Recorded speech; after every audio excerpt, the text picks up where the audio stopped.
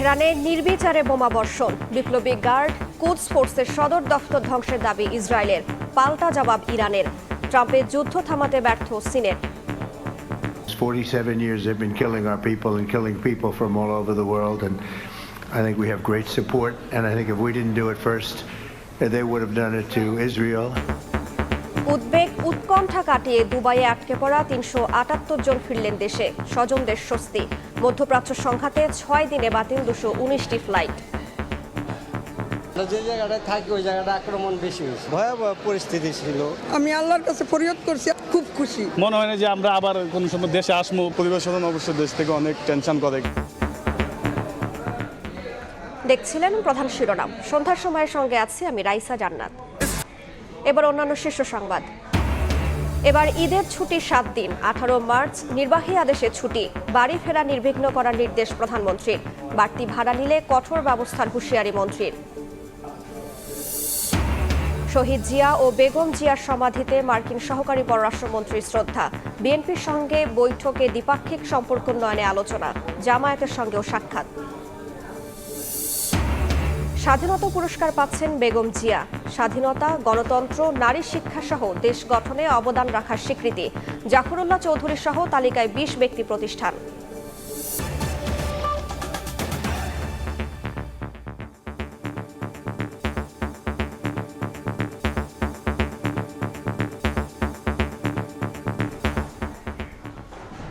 ইরানের রাজধানী তেহরানে ব্যাপক হামলা চালিয়েছে ইসরায়েল। হামলায় আইআরজিসি, কুদস ফোর্সের সদর দফতর, ব্যালিস্টিক ক্ষেপণাস্ত্র উৎক্ষেপণ ব্যবস্থা ধ্বংসের দাবি করেছে আইডিএফ। ইরানের পাশাপাশি হামলা চালিয়েছে লেবাননেও। এদিকে ভারত মহাসাগরে ইরানি যুদ্ধজাহাজে মার্কিন হামলায় 87 সেনা নিহত হয়েছেন। যুদ্ধজাহাজে হামলায় যুক্তরাষ্ট্রকে চড়া মূল্য দিতে হবে বলে হুঁশিয়ারি দিয়েছে ইরান। অন্যদিকে তেহরানের বিরুদ্ধে যুদ্ধ চালিয়ে যাওয়ার কথা জানিয়েছেন প্রেসিডেন্ট ডোনাল্ড ট্রাম্প।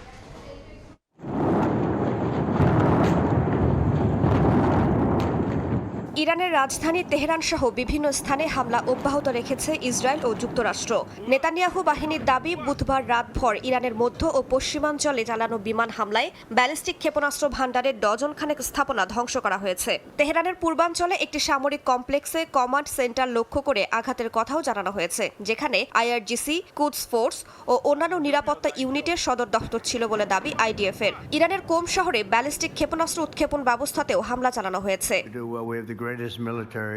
যুদ্ধ চালিয়ে যাওয়ার ঘোষণা দিয়েছেন মার্কিন প্রেসিডেন্ট ডোনাল্ড ট্রাম্প। তার দাবি, তেহরানের নেতৃত্ব এখন পুরোপুরিভাবে বিপর্যস্ত হয়ে পড়েছে। ইরানের বিরুদ্ধে অভিযানে মার্কিন সেনারা শক্তিশালী অবস্থানে আছে বলেও জানান ট্রাম্প। এর মধ্যে কুর্দি বিদ্রোহীদের অস্ত্র সরবরাহের কথা জানিয়েছে ওয়াশিংটন। যুদ্ধের ময়দানে আমরা খুব ভালো করছি। 47 বছর ধরে ইরান আমাদের মানুষ মারছে, সারা বিশ্বে মানুষকে হত্যা করছে। আমরা যদি আগে হামলা না করতাম তবে তারা ইসরায়েলের উপর হামলা চালাতো এবং সুযোগ পেলে আমাদের উপরও আঘাত হানত।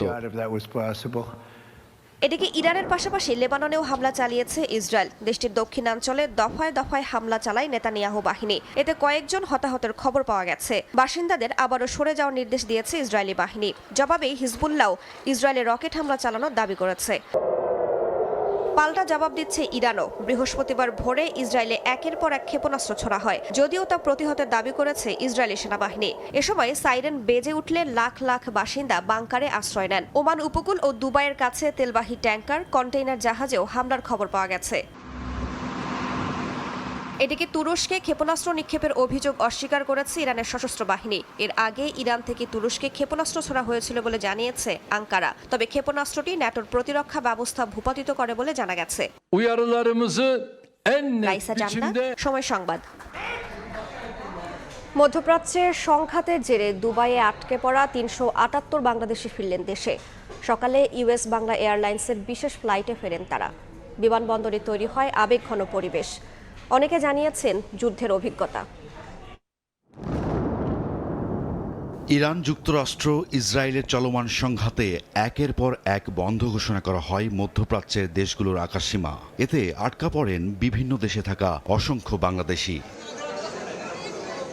জীবন মৃত্যুর সন্ধিখানে থাকা স্বজনদের অপেক্ষায় হযরত শাহজালাল আন্তর্জাতিক বিমানবন্দরে তখনও উৎকণ্ঠার এক অদ্ভুত নীরবতা। সেই ভয়াবহতা পেরিয়ে অবশেষে বৃহস্পতিবার সকালে রানওয়ে স্পর্শ করে ইউএস বাংলা এয়ারলাইন্সের একটি বিশেষ ফ্লাইট। নিরাপদে অবতরণ করেন সংযুক্ত আরব আমিরাতে আটকে পড়া বিমান বাংলাদেশ এয়ারলাইন্সের ২৭ জন ক্রু সহ ৩৭৮ জন বাংলাদেশি। দীর্ঘ সময় প্রবাসে থাকা কলিজার টুকরো সন্তানকে কাছে পেয়ে এক মায়ের আনন্দ আর বেদনা মিলেমিশে একাকার হয়ে যায়। শুধু মা ছেলে নয়, বিমানবন্দর জুড়ে ছিল আবেগঘন মুহূর্ত। খুশিতে কান্না চলে আসতে সময় ভয় লাগছে, কারণ এই সময়টা আপনার আকাশে চলাচল বহুত রিস্ক। আমার ওখানে মনে হইতাছে যে আমি খুব খুশি। দীর্ঘদিন পর স্ত্রী খুঁজেছেন স্বামীকে, সন্তান ছুটেছে বাবার দিকে। দীর্ঘ পথ পাড়ি দিয়ে বৃদ্ধ বাবা মা এসেছেন সন্তানকে ফিরিয়ে নিতে। প্রতিটি আলিঙ্গনে লেখা ছিল দীর্ঘ বিচ্ছেদের যন্ত্রণার পর পুনর্মিলনের আনন্দ। দেশ থেকে অনেক টেনশন করে, কিন্তু আমরা যারা ওখানে আছি আমরা জানি আমাদের পরিস্থিতি কি। ইসরায়েল ইরানের যুদ্ধের দাবানল যখন মধ্যপ্রাচ্যেও ছড়িয়েছে, তখন প্রবাসে থাকা বাংলাদেশিদের প্রতিটি মুহূর্ত কাটে উদ্বেগের, প্রতিটি রাত ছিল অজানা আশঙ্কার। গ্যারান্টি নাই যে কোন সময় কোনটা পরে, এটা তো আর কেউ জানে না। দুবাইতে কোনো বড় ধরনের কোনো আক্রমণ হয় না, একমাত্র যারা এই আমেরিকান ইয়েগুলি আছে, ঘাঁটিগুলি আছে, ওখানে 2 জায়গায় আক্রমণ হয়েছে। বিকেলে ইউএস বাংলার আরেকটি ফ্লাইট ঢাকা দুবাই ঢাকা রুটে যাত্রা করবে। রায়দুল ইসলাম শুভ, সময় সংবাদ, ঢাকা। এবার ঈদুল ফিতরের সরকারি ছুটি 7 দিন। নির্বাহী আদেশে 18 মার্চ ছুটির সিদ্ধান্ত নেয় 17 থেকে 23 মার্চ পর্যন্ত ছুটি পাচ্ছেন সরকারি কর্মকর্তা কর্মচারীরা।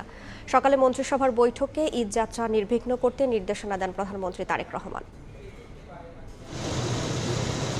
সপ্তাহের শেষ কার্যদিবস বৃহস্পতিবার সকাল 9:15টায় সচিবালয়ে প্রবেশ করেন প্রধানমন্ত্রী তারেক রহমান। সকাল 10টায় শুরু হয় দ্বিতীয় মন্ত্রিসভার বৈঠক।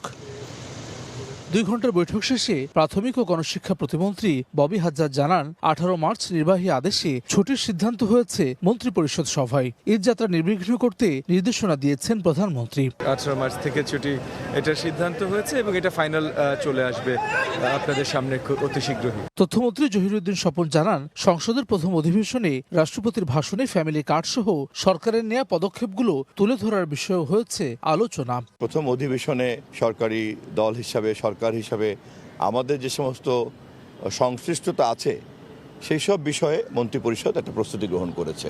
ইতিমধ্যে আমরা যে সিদ্ধান্তগুলি নিয়েছি, ফ্যামিলি কার্ড, কৃষক কার্ড, তারপরে কৃষি ঋণ, সেগুলি রাষ্ট্রপতির ভাষণের মধ্যে সরকারের এই সমস্ত পদক্ষেপগুলিকে রাষ্ট্রপতির ভাষণের মধ্য দিয়ে যাতে প্রতিফলিত হয়, ইতিমধ্যেই যে প্রতিশ্রুতি এবং যেগুলি আমরা বাস্তবায়ন করার উদ্যোগ নিয়েছি, আমরা সে বিষয়ে আলোচনা করি। 12 মার্চ বসবে ত্রয়োদশ জাতীয় সংসদের প্রথম অধিবেশন।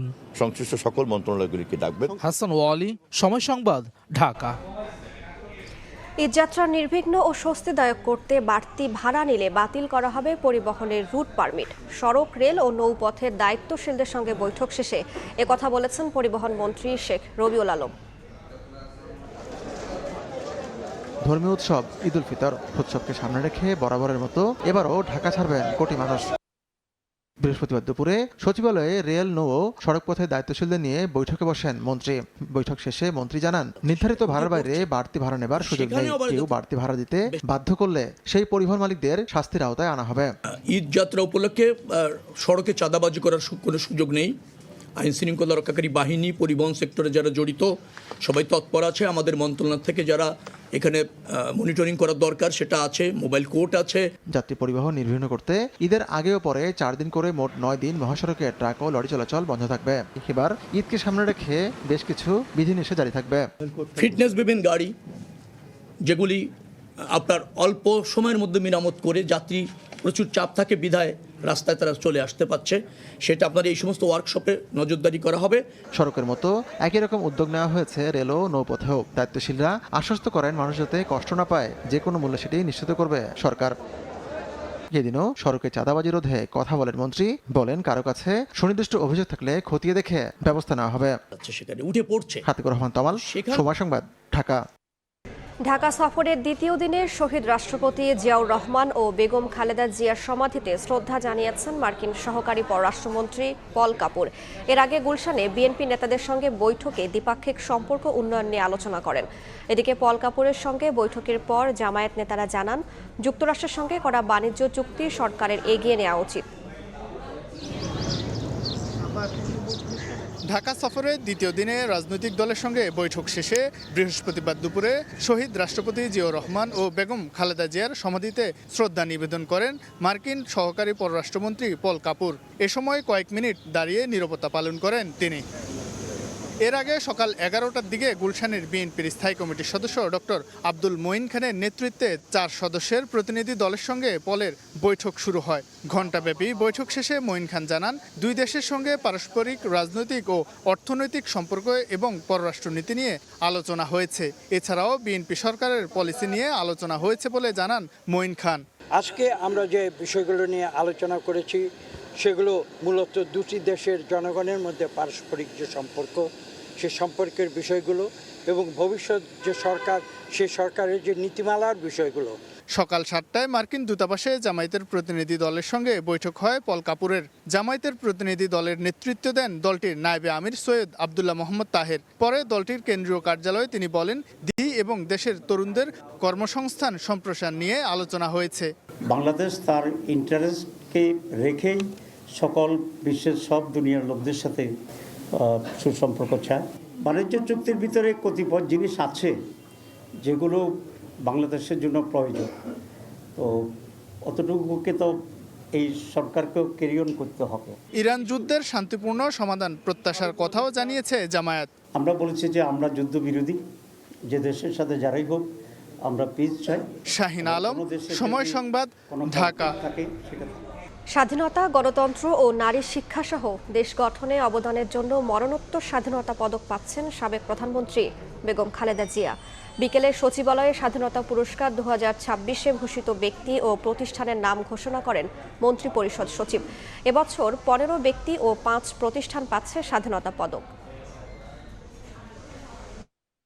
দেশের গণতন্ত্র প্রতিষ্ঠায় স্বামী বিএনপির প্রতিষ্ঠাতা শহীদ রাষ্ট্রপতি জিয়াউর রহমানের মতোই রাজনীতিতে নামেন বেগম খালেদা জিয়া। 90-এর স্বৈরাচার বিরোধী আন্দোলনে নেতৃত্ব দিয়ে জনতার মন জয় করে হয়েছিলেন দেশের প্রথম নারী প্রধানমন্ত্রী। জীবন সায়ান্নেও শাসকের জুলুম তাকে সরাতে পারেনি গণতন্ত্র প্রতিষ্ঠার আন্দোলন থেকে। আজীবন গণতন্ত্রের আপসহীন নেত্রীকে তাই তার বিদায়ে অবিস্মরণীয় বিদায় জানায় পুরো জাতি। এবার স্বাধীনতা, গণতন্ত্র ও নারী শিক্ষাসহ দেশ গঠনের সার্বিক অবদানের স্বীকৃতি হিসেবে রাষ্ট্র তাকে ভূষিত করল মরণোত্তর স্বাধীনতা পুরস্কারে।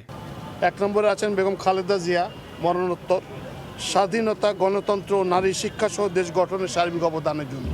এবছর স্বাধীনতা পুরস্কারের তালিকায় থাকা ব্যক্তিদের 7 জনই মরণোত্তর। বেগম খালেদা জিয়া ছাড়াও মুক্তিযুদ্ধে অবদানের জন্য মেজর মোহাম্মদ আব্দুল জলিল, সাহিত্যে ডক্টর আশরাফ সিদ্দিকী, সংস্কৃতিতে বশির আহমেদ, সমাজসেবা ও জনসেবায় ডাক্তার জাফরুল্লাহ চৌধুরী ও মাহেরিন চৌধুরী এবং জনপ্রশাসনে কাজী ফজলুর রহমান পাচ্ছেন মরণোত্তর স্বাধীনতা পুরস্কার। এছাড়াও বিজ্ঞান ও প্রযুক্তিতে অধ্যাপক ডক্টর জহুরুল করিম, সংস্কৃতিতে হানিফ সংকেত, ক্রীড়ায় জোবেরা রহমান, সমাজসেবা ও জনসেবায় মোহাম্মদ সাইদুল হক, গবেষণা ও প্রশিক্ষণে মোহাম্মদ আব্দুল বাকি পিএইচডি, অধ্যাপক ডক্টর এম এ রহিম ও অধ্যাপক ডক্টর সুকোমল বড়ুয়া এবং পরিবেশ সংরক্ষণে আব্দুল মুকিত মজুমদার বাবু পাচ্ছেন স্বাধীনতা পুরস্কার। এছাড়া Faujdarhat Cadet College, Dhaka Medical College হাসপাতাল, PKSF গণস্বাস্থ্য কেন্দ্র সহ 5 প্রতিষ্ঠান এবার পাচ্ছে স্বাধীনতা পুরস্কার। মুরসালিন হক জুনায়েদ, সময় সংবাদ। জুলাই অভ্যুত্থানে প্রথম শহীদ আবু সাইদ আগস্ট অভিযোগ গঠন করা হয়। সাক্ষ্য দেন 25 জন। 30 আসামির মধ্যে 6 জন গ্রেফতার রয়েছেন। অভিযোগ প্রমাণের দাবি করে আসামিদের সর্বোচ্চ শাস্তি চায় প্রসিকিউশন। দেখছেন সন্ধ্যার সময়। খিলগাঁওয়ে দেয়াল ভেঙে স্বর্ণের দোকানে দুর্ধর্ষ চুরির ঘটনা ঘটেছে। 225 ভরি স্বর্ণ ও রূপা লুট করে নিয়ে গেছে বলে দাবি করেন দোকান মালিক। বৃহস্পতিবার মধ্যরাতে উত্তর গোরানের টেম্পো স্ট্যান্ডের আশেকে রাসুল জুয়েলার্সে এই দুর্ধর্ষ ডাকাতির ঘটনা ঘটে। মালিক জানান, প্রথমে পাশের দোকানের শাটার ভাঙে ডাকাতরা, পরে রাসুল জুয়েলার্সের দেয়াল ভেঙে নিয়ে যায় স্বর্ণ ও টাকা। পুলিশ বলছে সিসিটিভির ডিভিআর নিয়ে গেছে জড়িতরা। দেখছেন সন্ধ্যার সময়। খেলার খবর। AFC নারী এশিয়ান কাপে কাল নিজেদের দ্বিতীয় ম্যাচে শক্তিশালী উত্তর কোরিয়ার মুখোমুখি হবে বাংলাদেশ। চীন ম্যাচের পর এখন আত্মবিশ্বাসে টইটুম্বুর বাটলার বাহিনী। ওয়েস্টার্ন সিডনি স্টেডিয়ামে ম্যাচ শুরু সকাল 8টায়। উত্তর কোরিয়ার বিপক্ষে ম্যাচের আগে বেশ ফুরফুরে মেজাজে বাংলাদেশ নারী দল। চীনের বিপক্ষে ভালো খেলার ধারাবাহিকতা এ ম্যাচেও বজায় রাখতে চান আফিদা খন্দকার। একাদশ নিয়ে নিজের পরিকল্পনার কথা জানিয়েছেন পিটার বাটলার। গোল পোস্টের নিচে মিলির ওপর আস্থা রাখলেও বেশ কিছু পরিবর্তন আনতে চান তিনি।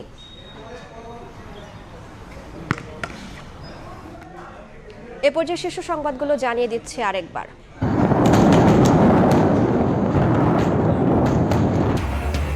তেহরানে নির্বিচারে বোমাবর্ষণ, পাল্টা জবাব ইরানের। ট্রাম্পের যুদ্ধ থামাতে ব্যর্থ সিনেট। দুবাইয়ে আটকে পড়া ৩৭৮ জন ফিরলেন দেশে, স্বজনদের স্বস্তি।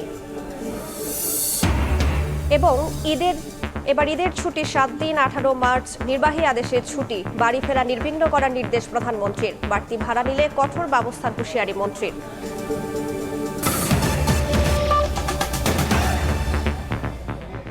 এ ছিল সন্ধ্যার সময়। এরপর জনপদের সময়ের সঙ্গে থাকবেন সহকর্মী গোলাম রাব্বি। রাইসা, আপনাকে ধন্যবাদ। জনপদের সময় নিয়ে আসছে কিছুক্ষণ পর। সঙ্গেই থাকুন সময়।